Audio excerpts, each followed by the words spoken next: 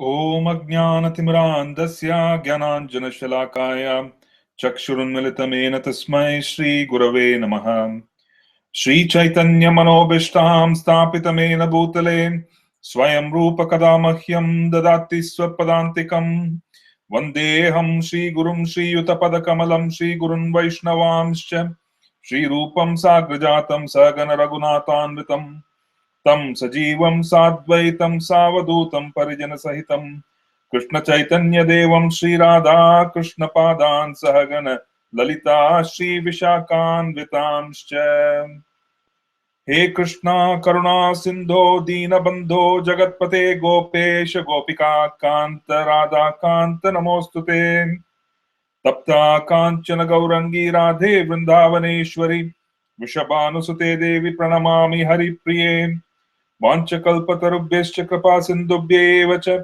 पतितानां पावनेभ्यो वैष्णवेभ्यो नमो नमः श्रीकृष्ण चैतन्य प्रभो नित्यानंद श्री अद्वैत गदाधर श्रीवास आदि गौर भक्तवृंद हरे कृष्ण कृष्ण कृष्ण हरे हरे हरे राम राम राम हरे हरे हरे कृष्ण कृष्ण कृष्ण हरे हरे हरे राम राम राम हरे हरे हरे कृष्ण कृष्ण कृष्ण हरे हरे हरे राम राम राम हरे हरे नमो नमो अनिरुद्धाय हृषिकेश इंद्रियात्मने नमः परमहंसाय पूर्णाय निवृत्तात्मने स्वर्ग पवर्ग द्वाराय नित्यं सुचीसदे नमः नमः हिरण्यवीर्याय चातुर्होत्राय तान्तवे ओम नमो भगवते वासुदेवाय ओम नमो भगवते वासुदेवाय ओम नमो भगवते वासुदेवाय Hare Krishna. So from the previous week's session, we are continuing a discussion on the third chapter of the first canto of the Srimad Bhagavatam, entitled Krishna is the source of all incarnations.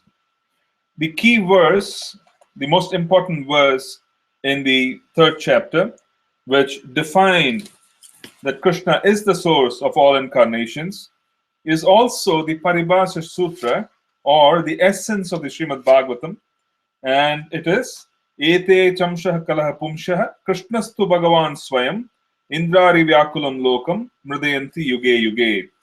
The translation is all of the above mentioned incarnations are either plenary portions or portions of the plenary portions of the Lord, but Lord Sri Krishna is the original personality of Godhead. All of them appear on planets whenever there's a disturbance created by the atheists. The Lord incarnates to protect the theists. So this was the discussion in the previous week, and we went about the discussion in an orderly manner. We first examined the importance or the most significant attributes of the word Bhagavan. There are 6 attributes to the word Bhagavan. So Krishnastu Bhagavan Swayam. Bhagavan has 6 main attributes, and one of them is strength, which is power, fame, beauty, wealth, renunciation, and knowledge. These are 6 different attributes of the Supreme Lord. And we examined the various prominent incarnations. We started out with the incarnation of Lord Parashuram and Lord Narasimhadev.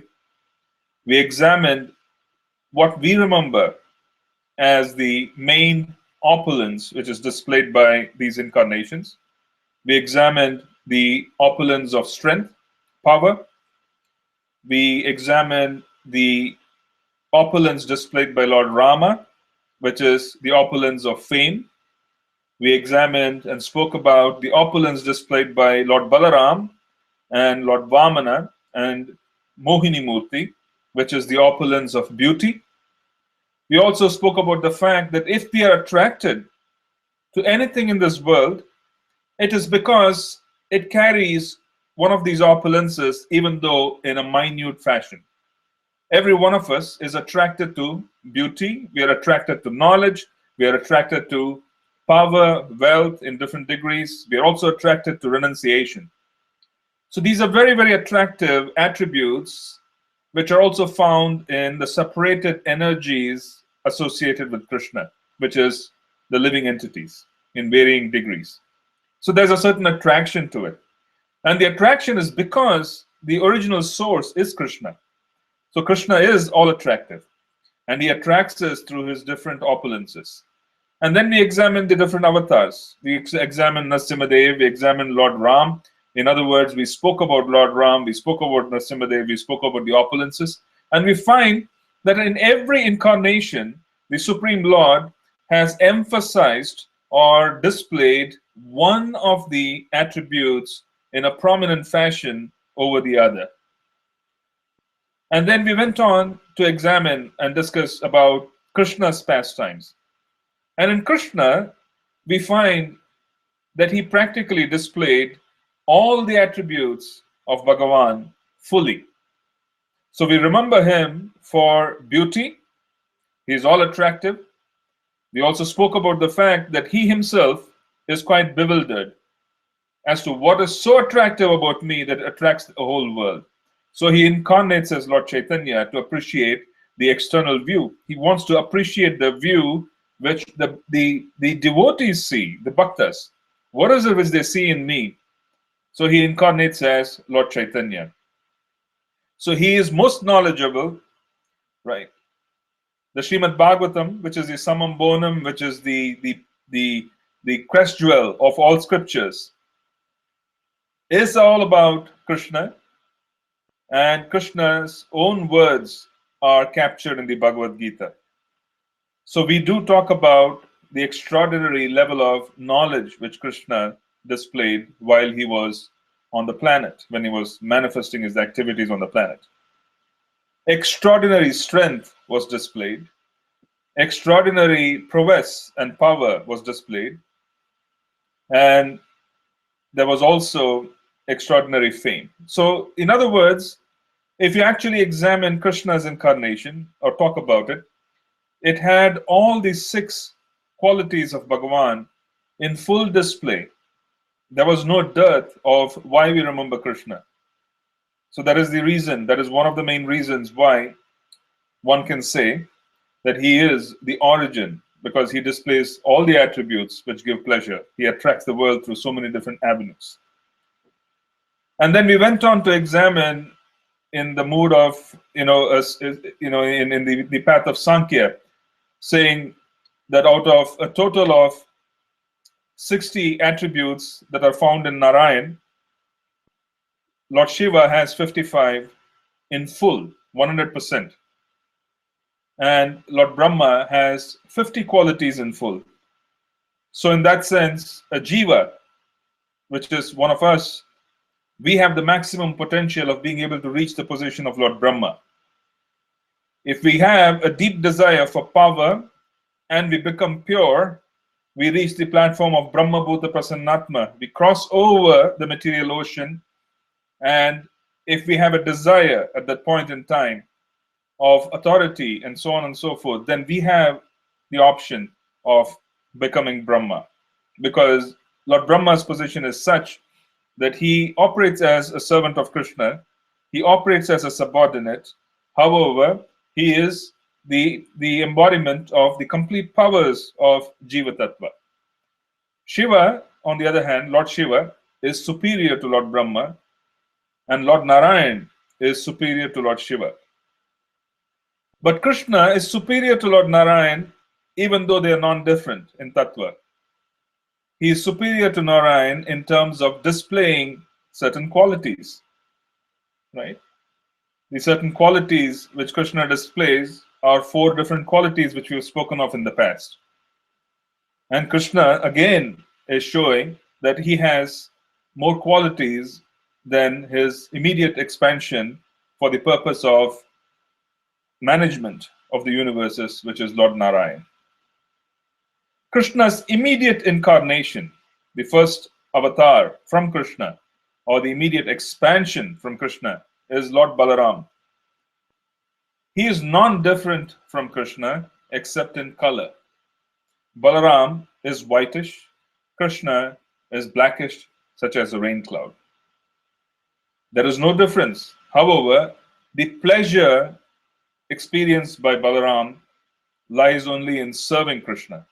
Balaram does not have any pleasure whatsoever in wanting to lord over the creation, even though he is the Lord of all creation. He is the first expansion. Everybody else has expanded from him. The source of all pleasure for Balaram is in being a servant. So whom is he serving? He's serving the master. He's serving the origin, Krishna. So Balaram, to experience complete dasya, complete mood of servitude, takes the position of Lakshman under the lotus feet of Lord Ramachandra.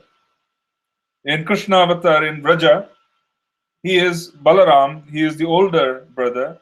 He also plays the role of a parent because he protects the younger brother. He's entrusted with the safety of the younger brother while they go out to grace.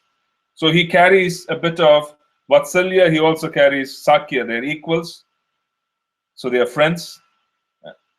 Right. Both of these are the mixtures that Balaram displays in Braja Leela. Just as much as Krishna's internal potency is Srimati Radharani, the younger sister of Srimati Radharani, Srimati Ananga Manjari, is the internal potency of Balaram. So Balaram also serves Krishna in Madhurya Ras. So when Krishna descends with Srimati Radharani as Chaitanya Mahaprabhu, Balaram descends with Srimati Ananga Manjari as Lord Nityananda, wanting to attract and serve Lord Chaitanya and the holy names in as many ways as possible. So, from the mood of wanting to see as to who is the origin, we find that Balaram, who is the Supreme Personality of Godhead, from whom everything else expands. It is said that the Sandhini potency, the potency of spiritual existence, which is Sandhini, is also the source, or rather, that is where Krishna's own self has come from. In other words, Balaram manifests his potency in so many different ways for Krishna to attain pleasure. So the whole of Vraja, the planetary systems, the expansions into so many cowherd boys, everybody practically. Then he comes as Narayan, he lies down as Karanodakashai Vishnu, and then he glances over material nature, and so many jivas are being recruited by Balaram as Nitai for them to be able to serve the holy name, which is Krishna himself. So if you notice that all of this is done by Balaram because he has no other source of pleasure other than wanting to serve the lotus feet of his brother. He does not do so in servitude, Dasya. He does so in servitude in Ram Leela. He does not do so in Vraja. In Vraja, he does not even act as, there's no distinction between him and Krishna in terms of how they treat each other and their friends and so on and so forth. Vraja is not tainted by Aishwarya. There's no recognition of God by Krishna's, by the servants of Krishna. So there's pure love, Shuddha Bhakti. They are not treating Krishna in a certain way because they think that Krishna is superior to them. No, that would spoil all the fun. So Vraja is very special. So Krishna is also Akila Rasamrita Sindhu. If there is any rasa or any relationship that is to be experienced, one will find it in Krishna. He is the sum total, the summum bonum. He is the reservoir of all relationships. All the relationships like rivers, all like rivers, they flow into the ocean of Krishna. So practically he is capable of offering the relationship of servitude, the relationship of friendship, fraternity, the relationship of wanting to be a son to a parent, and also the relationship of being a consort. Right? He can practically interact in all the rasas. He is Akila Rasamrita Sindhu. He is Akila Rasamrita Sindhu, and in all respects, he is the source of every different form of relationship. So in that sense, he is the avatari. He is the origin. He is the source of all incarnations. Now what we want to do is we want to continue our reading of the third chapter so that we can understand and conclude the third chapter today, hopefully. If not, we can continue again in the next session. So, text 29, further out. Janmaguhyam Bhagavato ye etat prayato narah sayam pratargranan bhaktya dukagramad vimuchyate. Whoever carefully recites the mysterious appearances of the Lord with devotion in the morning and in the evening gets relief from all miseries of life. You see, if you read this very carefully, this is a Falashruti. If you read all the verses that are describing the incarnations right up to now, then the Falashruti which is being given in text 29 is that one will be liberated, gets relief from all miseries of life, mukti. One will be liberated. So they are offering the liberation if one reads all the verses in the morning and the evening. If one sincerely takes it up, the Srimad Bhagavatam has already promised liberation. And Krishna talks about the same topic of no more births if one understands his transcendental nature. If no more births if one understands the transcendental nature of his appearance and disappearance, his activities. Right. That particular statement is being made by Krishna in 4.9 of the Bhagavad Gita as well, right?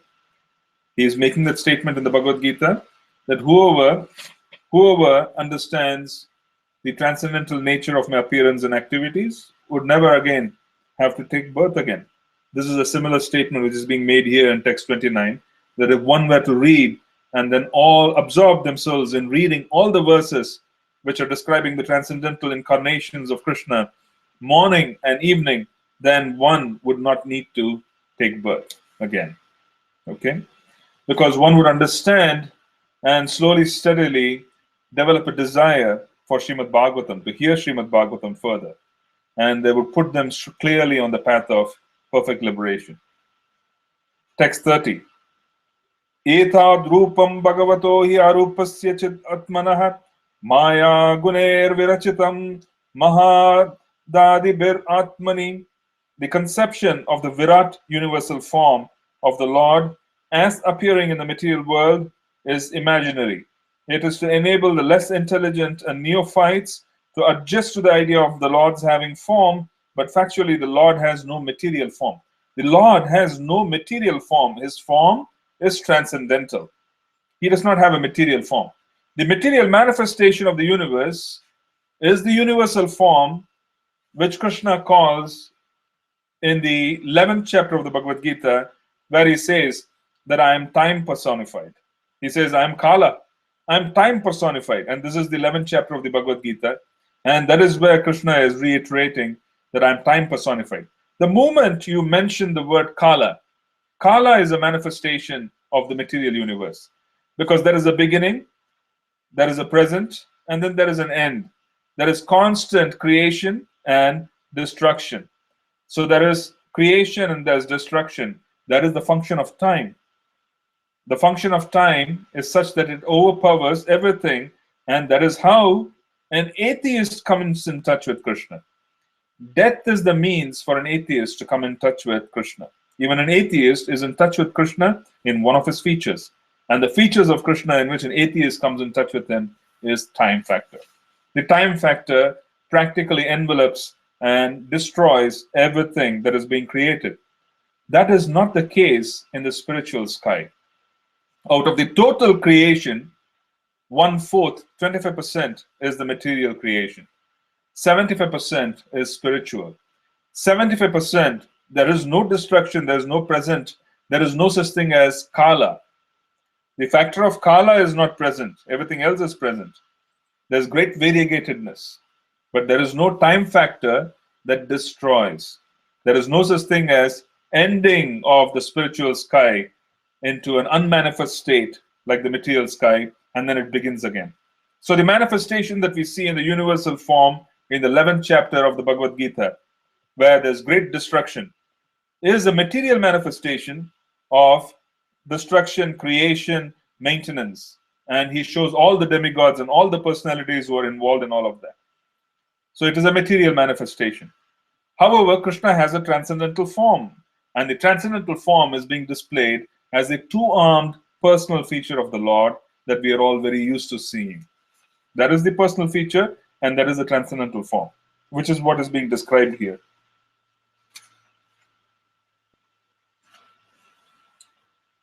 Text 31.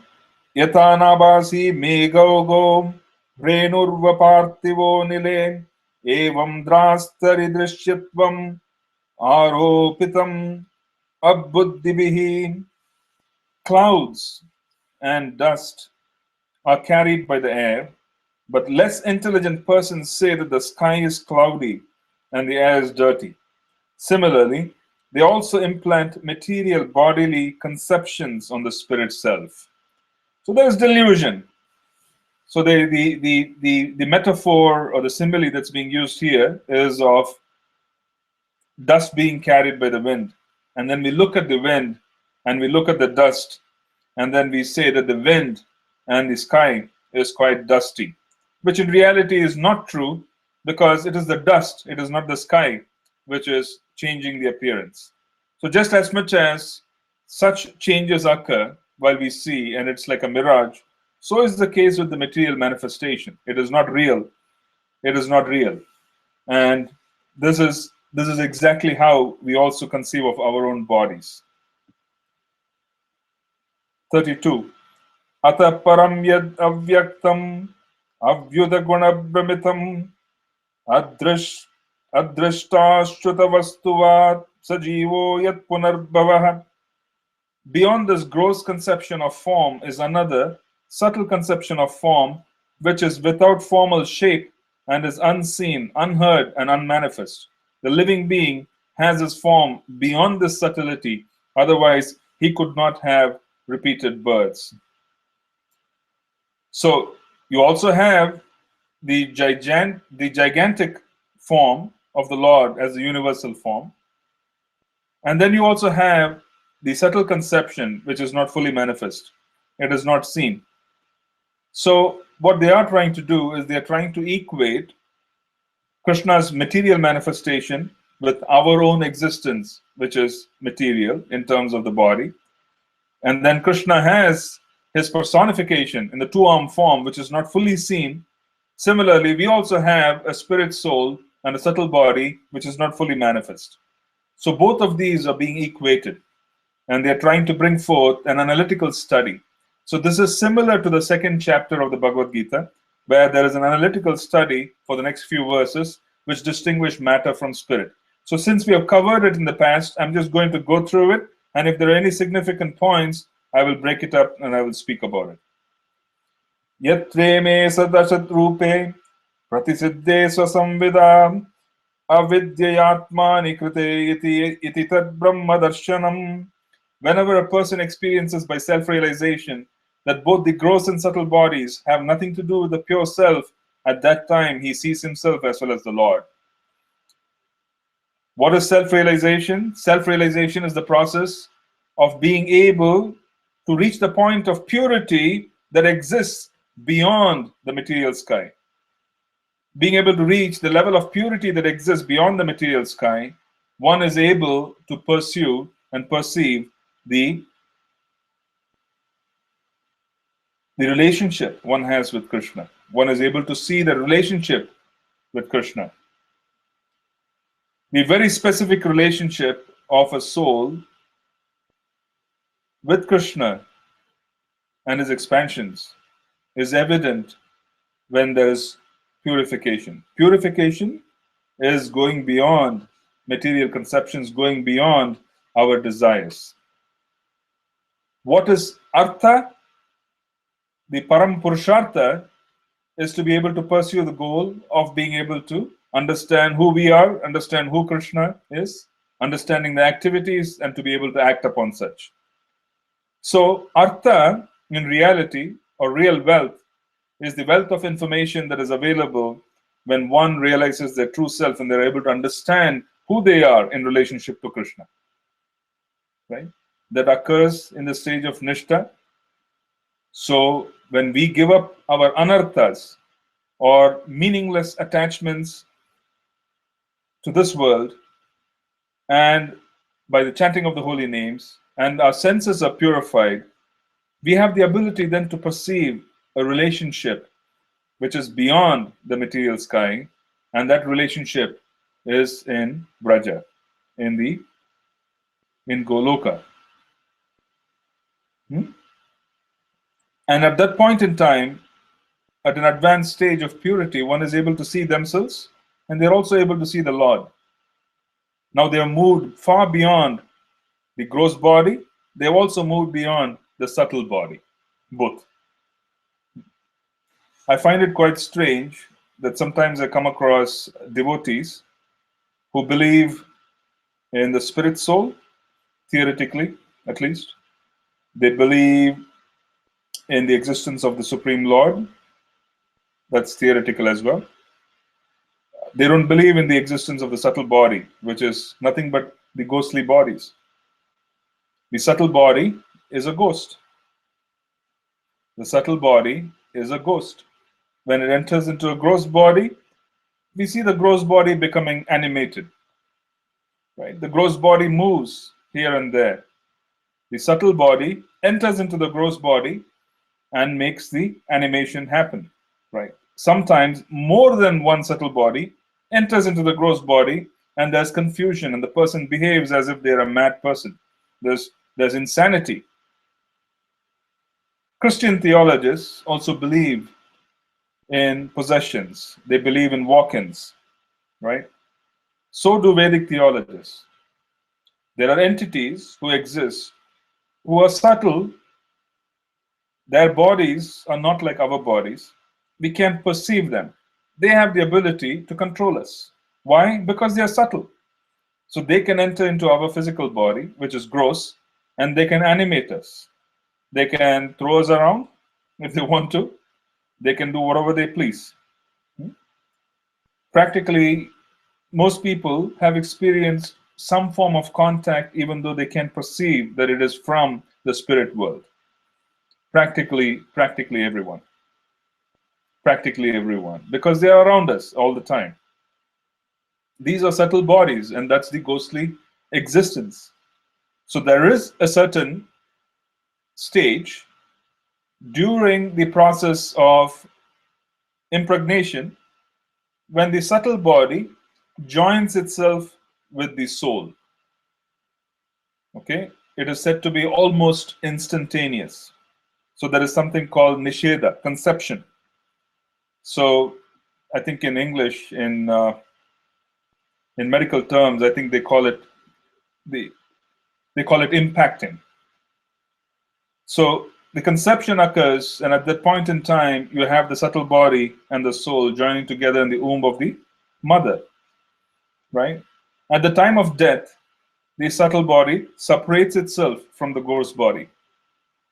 But before the subtle body can again get a gross body, which is to re-enter into the womb of an entity and to come out as a baby, sometimes there is a gap. In that gap, the subtle body, along with the soul, has to either visit certain realms to experience certain positive experiences. So there is this whole conception of Swarga, where they do visit higher planes of existence. They may stay there for quite a while. And then sometimes the subtle body has to remain on this planet, even after leaving the gross body, and have to take a ghostly existence. They have to take a ghostly existence because they don't have a choice. And during such time, since for a long period of time, the ghosts don't even realize that they have left. They don't even realize that they have given up their bodies. They hover around in the same kind of position. They don't even realize that. It takes a while for them to even realize that the physical body is gone and they don't have a kshetra, a field to act. And then finally, when their reservation, the number comes up for them to actually, their complex karma, which they have created in the birth, finds a match in complex karma of someone's child in the universe, if it's a human being, and if it is this universe, then Until such time they hover around, they cause disturbance. Especially in the current day, the disturbance is extraordinary. The reason why extraordinary is because religious principles are already lost. Nothing is done properly, nothing. Neither the birth ceremonies nor the ceremonies associated with death. Nothing gets done properly. As a consequence, whatever is in between birth and death is also, for most part, a farce. They just live life, from one day to the other. And once they finish up, they really don't have a prioritization of being able to receive a human body. Human birth, even though we see 6 billion people on the planet, is quite rare. If it wasn't rare, you would not have such a ghostly presence on the planet where people do not get human bodies easily. It might surprise the people who are hearing, thinking that there could be ghosts. So devotees don't believe in ghosts. They don't think that ghosts exist. I find that quite surprising. If you don't believe Sankhya, then how would you even believe that there's a subtle body? The ghostly existence is just the gap between death and getting another physical body. And that gap now is actually many, many years. In days in the past, when karma was not so complicated and life was generally around agricultural pursuits, it was not complicated for them to get another body to execute karma which was done. Now today, we sit here in New Jersey and then we are doing karma which is associated with some other part of the world. We have Indians sitting there and plugging into all kinds of computers and then connecting to different souls with different samskaras. All kinds of activity is going on where karma itself has become extraordinarily complex. So now there's a lot of impact because of this. Lot of impact. And plus there's a complete ruination in process. You don't have good priests, we don't have good brahmanas to guide, and neither do we have an inclination by the general population for them to be able to follow proper samskaras. And without samskaras, it is only going to get worse. What do we have as a great advantage of coming in touch with Lord Chaitanya is that we have come in touch with the holy names. So we have been given Bhagavad Dharma. We have been given Dharma which is far superior to any kind of Dharma one can ever perform, calling upon the holy names. And this assures us of being able to receive a priority in being able to continue the process. This is almost like winning the lottery. We have won the lottery, we just don't realize it. By coming in touch with Lord Chaitanya, we have simply been given an opportunity to participate in the most sublime, the purest of all processes, which is calling upon the holy names. And this is practically a guarantee, a ticket for us to be able to get out. Okay? So do not ever treat this opportunity as a small opportunity. Please don't treat this. If there is anything to be prioritized, it is the priority that has to be given for the process of devotional service. There's nothing else which is to be prioritized. Everything else can be prioritized around this to be supportive. So the whole complex situation of birth, death, so on, that goes on around us is quite fascinating. And one has to come to some realization that it is real. The complications are real. Okay, this is a transit lounge. The 80 plus, 100 plus years, whatever the case may be that we are on this planet, is actually an opportunity. And this opportunity itself should be simplified as much as possible. The other activities that surround us should be simplified so that we can focus on the core activity of Bhagavad Dharma, of being able to call upon the holy names, being able to participate in the wonderful opportunity which has been given by Mahaprabhu. I remember my spiritual master used to make a comment that if you have subtle senses that are powerful enough to be able to visualize what goes on in the subtle realm, you would see immense activity, immense. Immense activity. There will be a lot of activity in so-called cemeteries, which appear to be completely vacant from a gross perspective. A lot of activity, a lot of energy moving around. The Western world, Westerners, have also woken up to the concept of subtle existence. There's a lot of research that is going on, and there's a lot of entertainment more than research. You know, there are many people who are walking around from, they go on what you call as the, they go cemetery hunting. They go from one state to the other.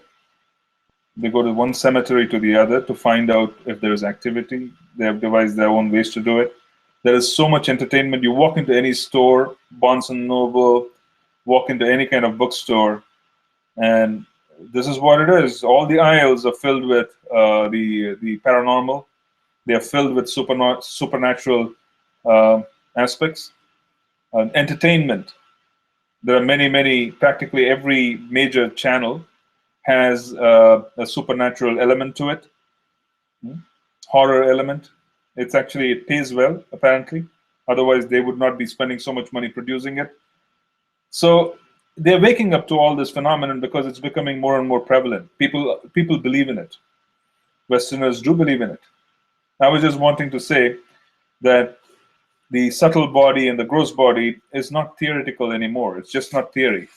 There's a lot of perception and there's a lot of understanding which is available. So whatever Srimad Bhagavatam is writing, it says whenever a person experiences by self-realization that both these gross and subtle bodies have nothing to do with the pure self, at that time he sees himself as well as the Lord. This is factual information. There is subtle and there's the gross. And then even more, even higher, is the spirit soul. And that's the experience that we have when we come in touch with the holy names. Text 34. Yadi esho parata devi maya vaisharadi matihi sampanna eveti vidur mahimni sve mahiyate. If the illusory energy subsides and the living entity becomes fully enriched with knowledge by the grace of the Lord, then he becomes at once enlightened with self-realization and thus becomes situated in his own glory. So if the illusory energy subsides and the living entity becomes fully enriched with knowledge by the grace of the Lord, this is grace. Sambandha Gyan is grace. It is grace of the Guru.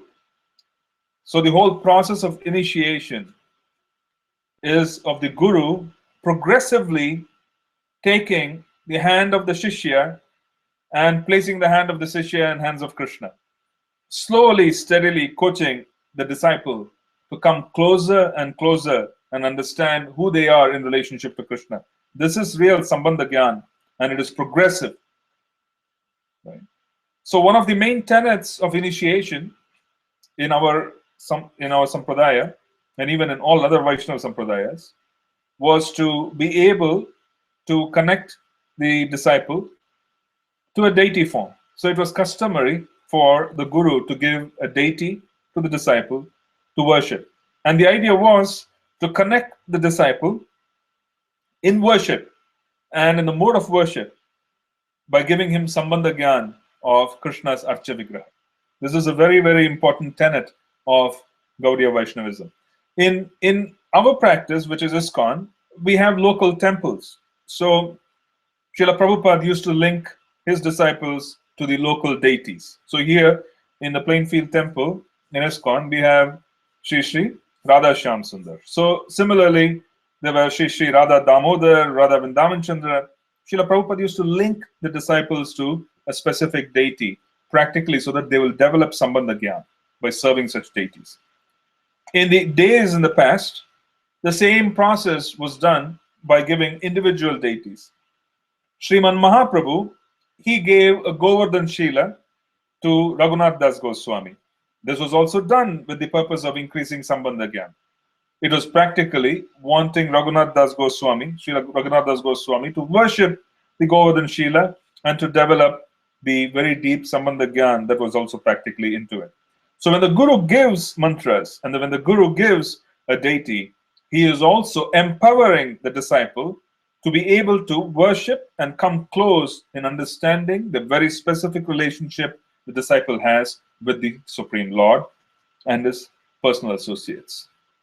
So this is by grace. And grace for us comes from the auspices or the channel of Sri Guru. Otherwise, there is no grace. That is why Guru is the most important vehicle, because otherwise there is really no passing of grace. Krishna attracts us through the means of the holy names, and he also attracts us through the means of Guru. Two channels. And the Guru, in turn, enthuses us so that we become attracted even further to Krishna. So this is a two-way channel. Text 35. Evam janmani karmani hi akartur ajanas ajnanasya cha varnayanti sma kavayo vedaguhyani hitpatehe. Thus learned men describe the births and activities of the unborn and inactive, which is undiscoverable even in the Vedic literatures. He is the Lord of the heart. Now we're talking about the super soul. So all these qualities are being described by learned men in terms of the different incarnations and so on and so forth, are descriptions of the Lord in the heart, the Paramatma.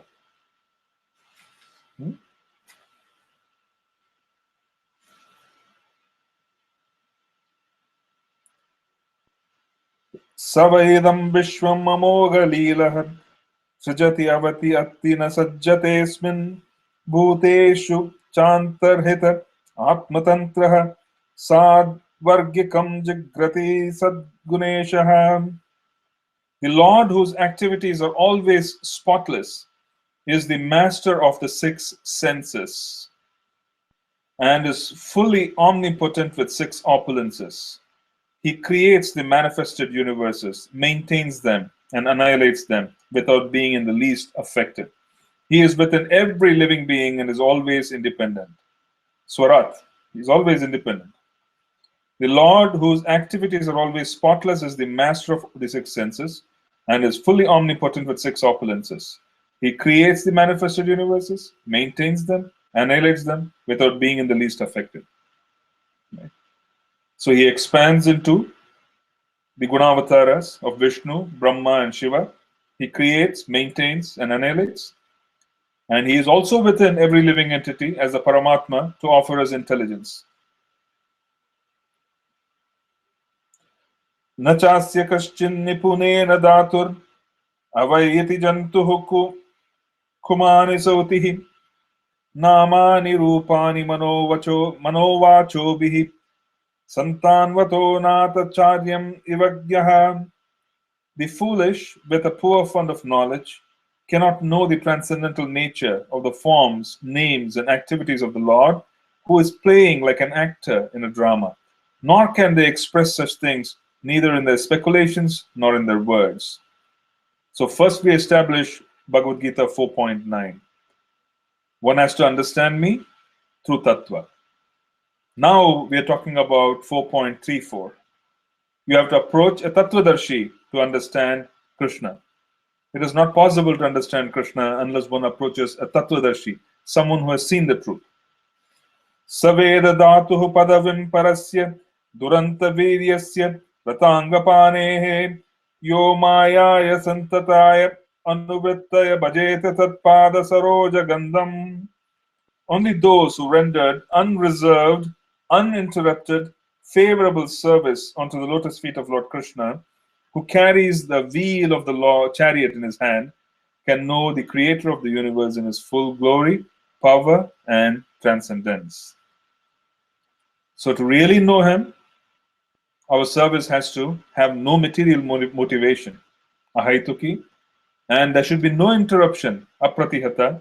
Then one has the ability to be able to render pure devotional service. By rendering pure devotional service, one comes in touch with spiritual senses of the Lord, and our senses are purified. And by doing so, we can perceive the Supreme Lord. So it's only done through grace, and that grace is obtained by endeavor of pure devotional service, which has to be completely unmotivated by material desires, jnana karmadi anavratam, nor that should be motivated by a desire to be relieved because of suffering. When these two interruptions of material desires and a desire for mukti are taken out of the mix, it becomes pure devotional service. And such devotional service is what attracts the Lord, and one is able to know the Creator of the universe in His full glory, power, and transcendence. Atena danya bhagavanta ittam yad vasudeve kilalokanate kurbanti sarvatmakam atmabhavam nayatra bhuyah parivattaugraha. Only by making such inquiries in this world can one be successful and perfectly cognizant. For such inquiries invoke transcendental ecstatic love onto the personality of Godhead, who is the proprietor of all the universes, and guarantee 100% immunity from the dreadful repetition of birth and death. There are a few more verses that I'm going to reserve for the subsequent week before beginning chapter 4. And what I'm going to do now is I'm going to see if there are any questions so that I could take those questions if there are any. Okay. There are quite a few questions which I didn't realize, but all right. The form of the Supreme Personality of Godhead, Lord Krishna, which we worship, is incarnation in Dwapar Yuga. Which form of Supreme Personality of Godhead was worshipped before Dwapar Yuga? See, the prominent incarnations of a yuga are the ones that we speak of. The prominent incarnation in Treta Yuga was Lord Ramachandra. The prominent incarnation in Dwapara is Krishna. The most prominent incarnation in Kali, in reality, even though it's hidden, is Lord Chaitanya. We know that the incarnation for Kali is Kalki. He's going to manifest himself and he's going to display his prowess at the end of the Yuga. But the most prominent incarnations are the ones which are worshipped and which are spoken about. So if you want to talk about Treta Yuga, we normally talk about Lord Ramachandra, even though it was in the same Yuga where there were other incarnations as well. There were other incarnations, but the most prominent one was Lord Rama that we speak of. Okay? Because Lord Rama, Lord Varaha, Lord Narasimha, and Lord Krishna, they are amongst the avatars said to be Swayam Rupa avatar of Krishna. In other words, they are non-different from Krishna in terms of potency. In terms of their interaction with devotees, there are some differences, but they are non-different from Krishna. So in that sense, we simply focus on the most prominent avatars, which are these four avatars, and we talk about their appearance and disappearance. The most glorious avatar one can speak of is Lord Chaitanya. Even though he is hidden, he did not want to be recognized as an avatar. He wanted to be recognized as a devotee because he was here to exemplify devotional service. He was wanting to set an example.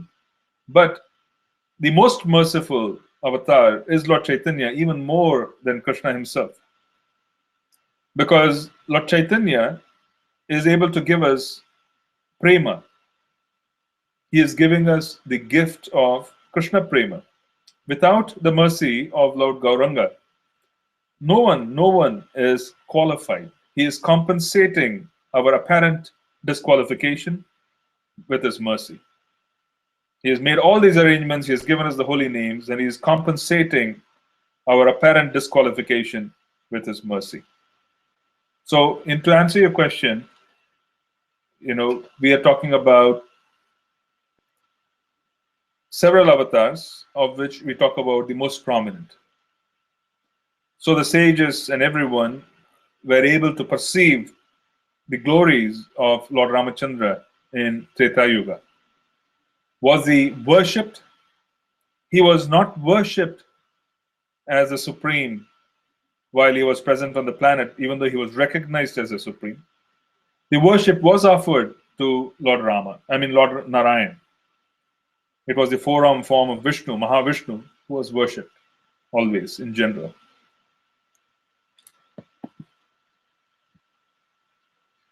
Okay, so when you said that we are attracted to Krishna's opulence such as power, does it not hinder our ability to chant when we hanker for power to control? Can you kindly explain how we can give up the I want to be a controller? The I want to be a controller, we are attracted to Krishna's opulences such as power. These are separative opulences.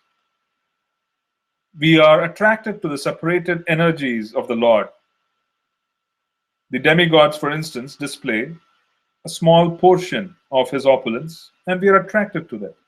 We just get attracted to that. So the point which we are trying to make here is, how can we give up this attraction? It is always through the experience of a higher principle. It's always param drishtva nivartate. Okay. I remember my spiritual master making a remark saying that those who have a propensity for wanting to exercise control over others, they should be given an opportunity to use such propensities in Krishna's service, perhaps engaging in administration or in taking on certain kind of leadership roles, Kshatriya roles. And by doing so, directly in the service of Krishna, which is in the preaching movement of Mahaprabhu, understanding that they are there to purify their tendencies, they would have an opportunity to be able to give up. Okay, let's understand the propensity for power. It is sexual energy which transforms itself into a need for controlling others. It is actually sexual energy which is actually constantly transforming itself. So the same energy which is experienced by a lusty person, the same energy is controlled, and someone can join a religious institution and they become controllers in the religious institution, even though they might be wearing, the robes of a, what do you call it, a celibate or a monk or whatsoever. I'm talking about different religions, not only even ISKCON, but any religion, because it is the same energy. The propensity to control, the propensity to overpower others, this whole parakrama of wanting to control others is nothing but sexual energy. When that sexual energy, which is kama, lust, is not transformed through the chanting of the holy names and by engagement in the service of the Lord, that kama becomes extraordinarily dangerous and potent enough to destroy. If you notice, over centuries, religious institutions have also been destroyed.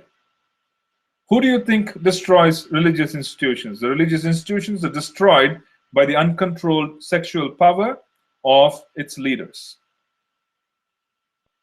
Leadership is all about being able to be servant leaders and wanting to be able to engage in service of the Lord and service of the devotees, and using all this power to be able to engage in such service, humble service. If it is not done, the same power becomes a destructive force, because it is sexual energy which transforms itself either for the purpose of procreation and torments a person and distracts a person and takes them away into lusty activities and distracts them from pursuing Krishna consciousness, or if it is suppressed, it starts manifesting itself as a need to control others. So whenever you see big fall downs occur in religious circles, we should not be surprised, because it was due, because there was always this underlying lust which was there, which was not controlled, which was suppressed, and it starts manifesting itself as a form of some terrible scandal or occurrence. So one should not be surprised to see this. That is why we notice in religious circles, we notice in spiritual circles even, that there are scandals. Why do they occur? They occur because of this energy. This energy which has not been understood, which has not been purified, it tends to destroy. Because it has a tendency to destroy. When we say Lord Shiva destroys, how does he destroy? This is the same potency. The same potency is what destroys. Whatever creates is the same potency that destroys as well. Okay? So, how do we purify? I think I answered that. The way we purify is to engage in Krishna's service and to be conscious that it is dangerous and to be conscious that it has destroyed in the past and it will destroy in the future if it is not well tamed. Everything gets destroyed and it is done by sexual energy. It simply manifests itself. So when you see a great war, when you see great violence, it's simply a transformation of sexual energy. It's simply a transformation of sexual energy. That's what that is. Okay. Is there a way for non-devotees to stay away from being controlled by other subtle entities? The best way to protect oneself from subtle entities is to be able to call upon the holy names. When people have habits which are less desirable, such as intoxication, meat eating, they attract entities of a lower consciousness to occupy their bodies. They do, because they're carrying a lower level of consciousness, and the lower level of consciousness attracts entities of that level. Okay? So since they have such consciousness and they attract such entities of that level, the best way to prevent such attacks is for everyone to raise their consciousness. If one has higher level of consciousness, if one is chanting very sincerely, there may be attempts by subtle entities to attack them, but the attack itself fails because they are able to chant very sincerely and they're able to take shelter. It is said that it is consciousness. It is simply a state of consciousness, an internal state. So what is the best way? We should introduce the chanting of the holy names to as many people as possible so that they can stay protected. We should give them the holy names. We should teach them habits which promote higher consciousness so that they can stay protected. You see, we had very clear instructions when in a traditional society, instructions of how to keep clean and wearing clean clothes, what to eat, what not to eat. All of these were with complete knowledge of the effect of the atmosphere on our consciousness. And such knowledge is lost, and we are also exposed to so many different energies when we step into, for example, we step into a subway, we step into a bus, or we commute. We are exposed to all kinds of negativity and all kinds of energy. So it's very important as devotees, since we've already been given so much information, for us to be able to protect ourselves. We protect ourselves by ensuring that before you step out of your house, ensure that you have raised your consciousness and you're stepping out with the mood of wanting to serve Krishna. That's going to be very important. If you chant your 16 rounds, you do Guru Puja, most important, very early in the morning, perform Guru Puja and chant your 16 rounds. Then when you step out, you're fully protected. There's nothing to worry about. Chant the Narasimhadev prayers. If there is any affliction, Lord Narasimha will protect us so that we can serve him better. We don't want to unnecessarily focus so much on protecting ourselves from subtle entities. We want to focus on the positive in terms of the sadhana itself. But for those who are not a part of the devotional circle, we ought to be able to empower them with knowledge. I guess that's the alternative. Okay. Is there any other question that we could assist with? Next week, next session, which is on Thursday, we will start up with the 4th chapter, and then we'll accelerate. There's a lot to cover, but then there was a lot to cover in this chapter as well. In the first 3 chapters of the Srimad Bhagavatam, we are really setting the stage. And further down, you will find that an entire chapter could just be a conversation which describes lineage. Vilas Manjari Mataji, what does it actually mean not to have a controlling attitude in spiritual life? Do our duty and do not expect results to be according to our expectations, and see results as Krishna's plan. No control means not to force results, just wanting to clarify. The answer is yes. You have answered it yourself nicely. Krishna consciousness is in reality a very powerful balancing act. A balancing act where the devotees of the Lord have first assumed the mood of servitude, have understood that they belong to Krishna. So what is the question of everything else they do? They've understood that prema is the objective of life. And since prema is the objective of life, and they themselves are properties of Krishna, the focus then becomes in terms of being very efficient with whatever has been given because it belongs to Krishna, a lack of proprietorship. So we want to do our very best based on our intelligence in everything we undertake. We want to do our very best. However, after doing everything, after doing all that we can, we ultimately want to understand that the results don't belong to us, and Krishna manages the results. And we ought to accept the circumstances of both our activity and the results that follow as a part of Krishna's plan. And this is humility. And by doing so, we slowly, steadily purify our need for control. In reality, the best way to purify sexuality, the best way to purify our need to control is to literally meditate on being able to follow and execute the orders of the Guru. Substitute the orders of the Guru and use our energies to be able to execute the orders of the Guru implicitly. That is real purification of every form of tendency of wanting to overpower, control, manage this world. Because we are submitting ourselves. We are submitting ourselves. See, someone described this to me. Someone who was in Chaupati, and I'm talking about 77, 76, 77, after 78, actually, 78, 79. After the departure of Prabhupada, just a couple of years, my spiritual master and Radhanath Swami, Srila Radhanath Maharaj, both of them were sannyas disciples of, I think, Kirtanananda Swami. And my spiritual master at one point was in Chaupati, and then a phone call came from America.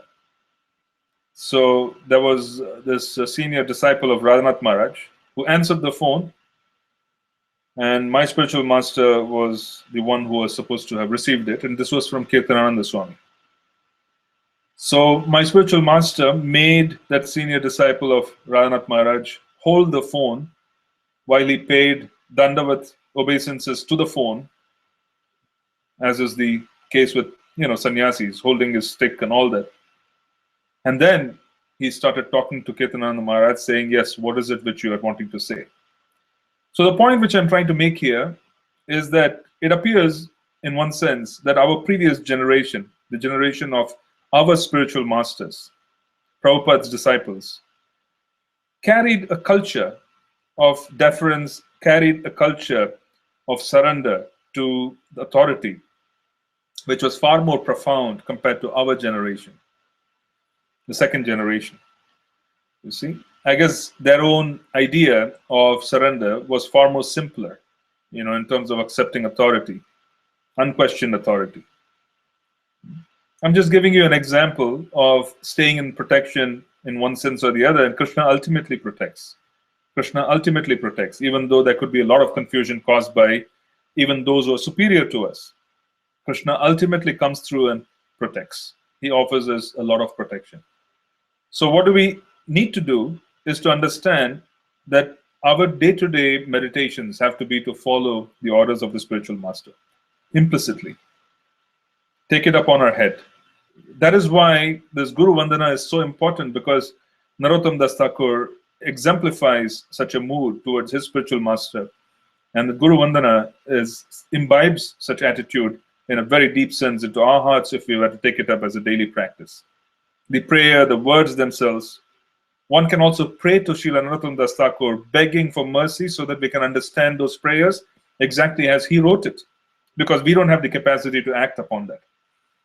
But if we pray to him, he can provide mercy because he is the author and he is available. Yeah, all our parampara are fully available if we are sincere to assist us in understanding that. So that is the best way. The best way to control everything is to follow the orders of the Guru implicitly. The most important being chanting of the holy names. That is our panacea.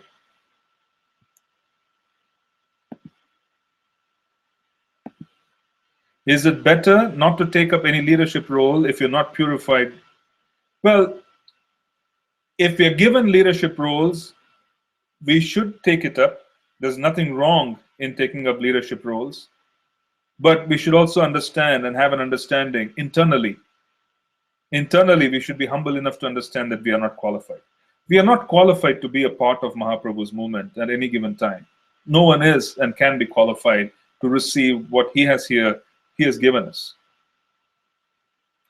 If one really perceives the gifts that we have received, then there really isn't any way for them to understand and accept that we are ever qualified. There's really no qualification for us to even be a part of Mahaprabhu's movement. There isn't. So in that sense, we may not be qualified to do anything in this movement. So in that sense, if we are given an opportunity for leadership, we should accept it and execute it with an internal understanding that we are completely unqualified. Okay? In other words, we should learn how to step aside.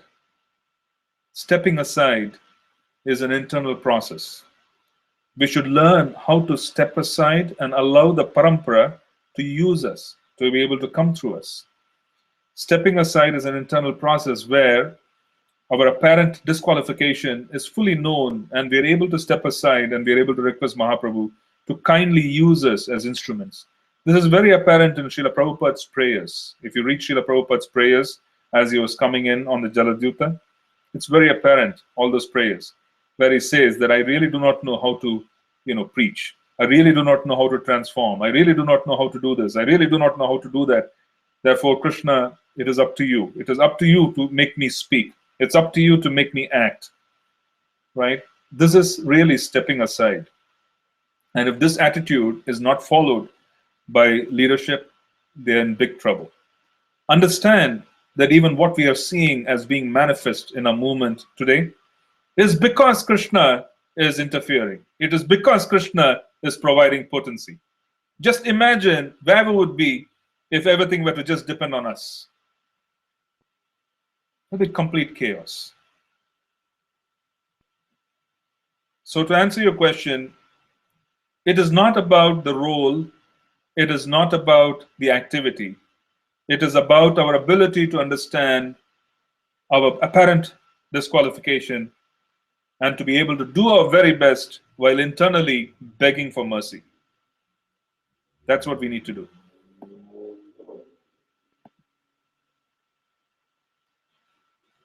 All right. So I don't see any more questions. I'll stop here. If there are any more questions, please feel free to drop a note. You can write to me or you can further write and comment on this. Hare Krishna. All glories to Srila Prabhupada.